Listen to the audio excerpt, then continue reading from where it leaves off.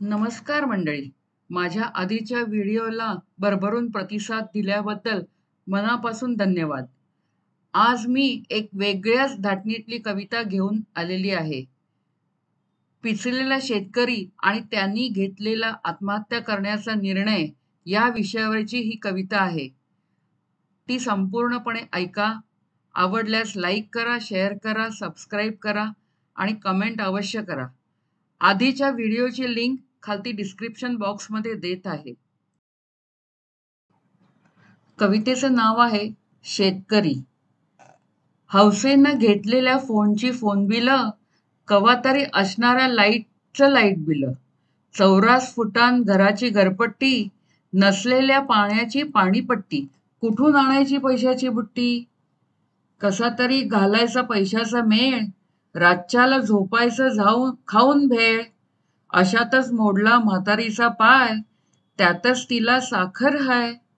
उसनं पासनं करून डॉक्टरला भागवलं, म्हातारीला आणून खाटेवर टाकलं.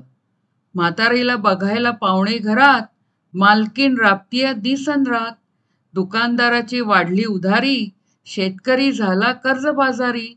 अशातच एक आक्रीत घडलं, जावयानं लेकीला माहेरी सोडलं. तिच्या पोरांचं उरलं सुरलं, त्यातच धाकलीला 18 सरलं. थोरलीच्या लग्नाचा बोजा अजून, त्यातच धाकलीला जात्यात बघून.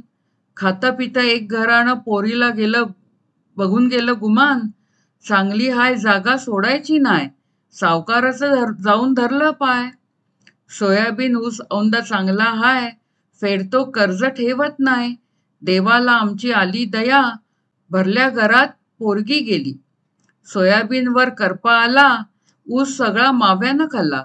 औषधाचं बिल भरमसाठ, फाटक्या धोत्राला मारली गाठ. खितपत दिवस सरलं, एक दिस सावकाराचं बोलावणं आलं. सावकाराने मला खिंडीत गाठलं, जमिनीच्या तुकड्यावर नाव त्यांचं पडलं. जगून आपला उपेग काय, गडी असून दुर्बल हाय.